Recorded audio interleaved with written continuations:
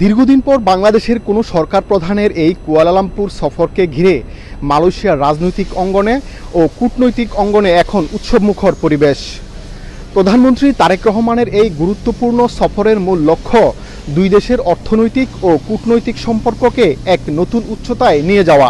প্রধানমন্ত্রী জনাব তারেক রহমান এই মালয়েশিয়াতে আগমন উপলক্ষে আমরা অনেক গর্বিত। সবাই আশা করতেছে এখানে যারা অবৈধ আছে আশা করি সবাইকে বৈধ করার জন্য অনুরোধ করবে।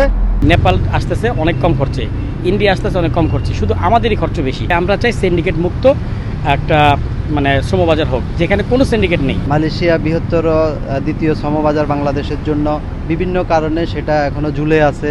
সেই বিষয়গুলো আলাপ আলোচনা করে মালয়েশিয়াতে আবার কিভাবে সুন্দরভাবে শ্রমিক প্রেরণ করা যায় সেই বিষয়টা তিনি এখানে এসে সমাধান করবেন। কূটনৈতিক সূত্রগুলো বলছে মালয়েশিয়ার প্রধানমন্ত্রীর সাথে দ্বিপাক্ষিক বৈঠকে সবচেয়ে বেশি গুরুত্ব পাবে জনশক্তি রপ্তানি, ট্রানজিট সুবিধা এবং মুক্ত বাণিজ্য চুক্তি। বিশেষ করে মালয়েশিয়ায় কর্মরত লাখো বাংলাদেশি প্রবাসীর স্বার্থ রক্ষা এবং নতুন করে বৈধ উপায়ে দক্ষ জনশক্তি পাঠানোর বাজার তৈরিতে এই সফরটি একটি বড় মাইলফলক হতে যাচ্ছে বলে মনে করছেন সংশ্লিষ্টরা। মালয়েশিয়ার কুয়ালালামপুর থেকে মোহাম্মদ আব্দুল কাদের, সময় সংবাদ।